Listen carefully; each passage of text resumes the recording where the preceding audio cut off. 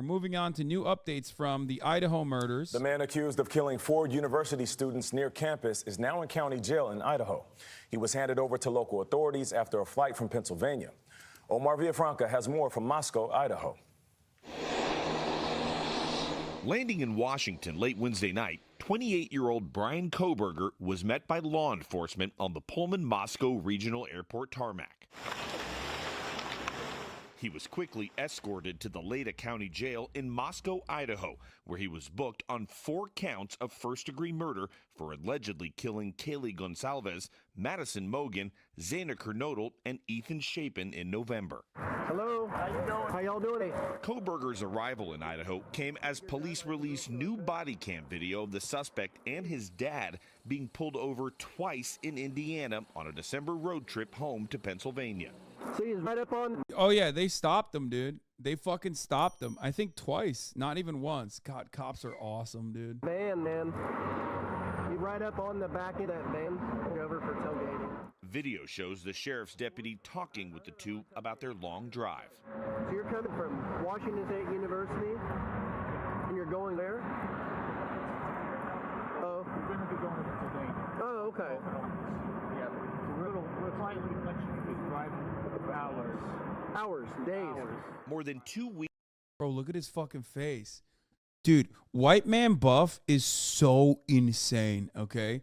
Like, you get full, like, no matter what happens, if you're a white dude and you're talking to a cop, cops literally cannot comprehend any vibes that are fucked. Sneak plus 10, try sneak plus 100, dude. That meta is so OP, I swear to God.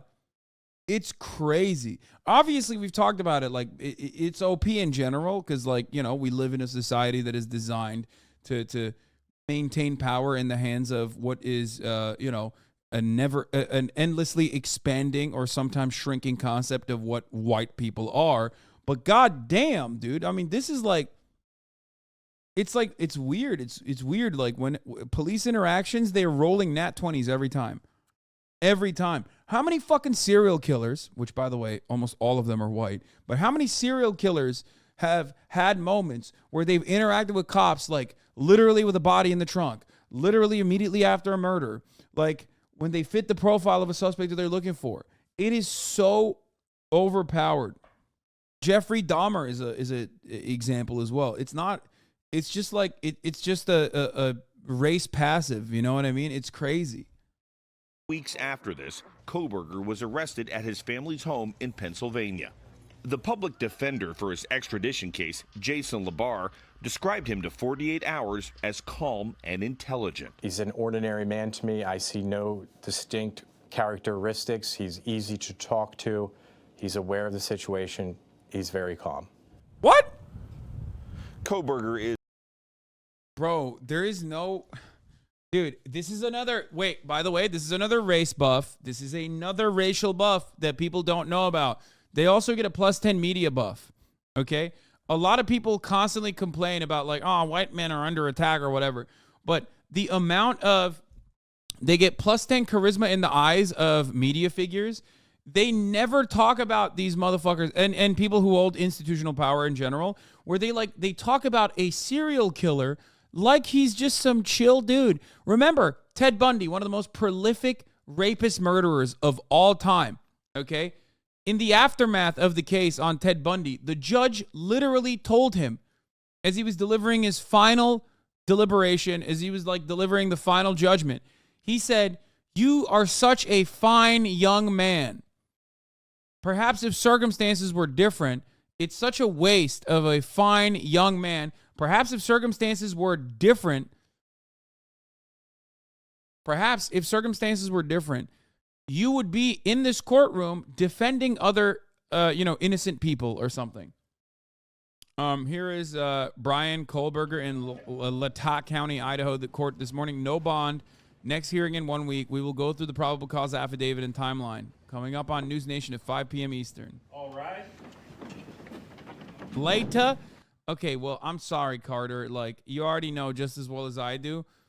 These towns, they're so fucking weird. Please be seated.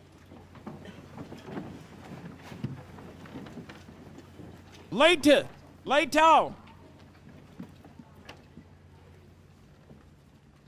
We're on the record in the 2nd Judicial District, Latah County. This is the Magistrates Division of District Court. This is...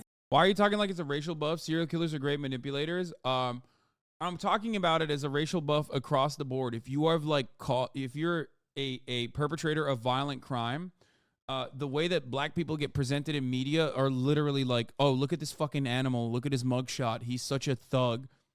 Okay. Versus white serial killers will like murder their whole fucking family and they'll show the family jet skiing in the headline photo, as Zach Fox has correctly pointed out. Here, this is like an endless meme. Yeah. This is how the photos be looking in the headlines when a white man kills his entire family.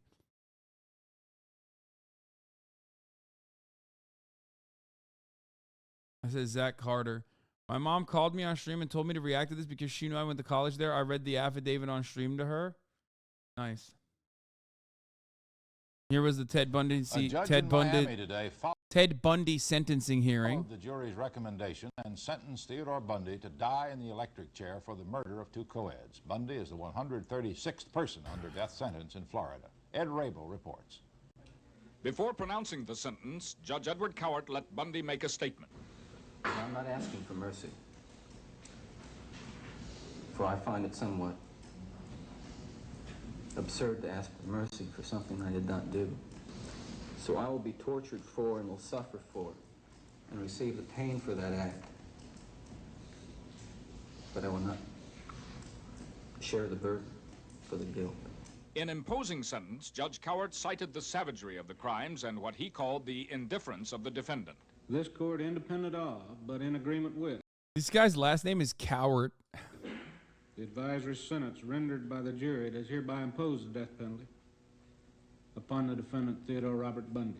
Then, in an unexpected move, perhaps an afterthought, Cowart stunned the courtroom with some parting words for Bundy. Take care of yourself, young man. Thank you. I say that to you sincerely. Take care of yourself.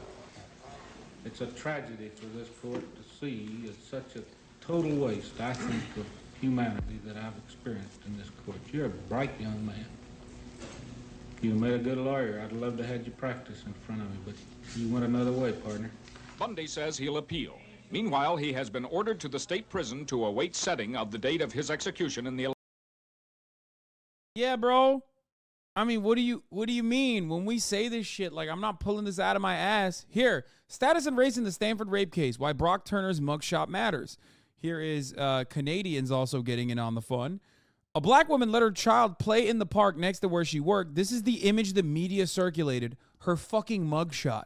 A white man raped an unconscious woman in an alley behind a dumpster. This is the image media circulated. His Stanford yearbook picture. Okay?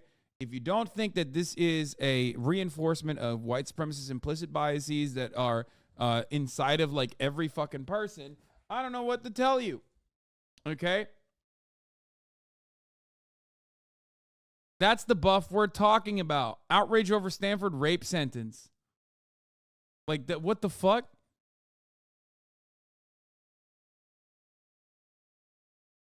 Now, if you want, the way to fix this is not by showing white dudes in mugshots. The way to fix this is by showing everyone in, better moments, I guess. Especially when it's not a fucking person that has done like an insane, unimaginable crime.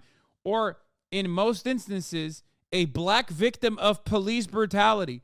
Black people, even when they're fucking victims of police brutality, are still and were until like a lot of the media changed their overall way of covering these events. And that is like a new thing for the record. Okay?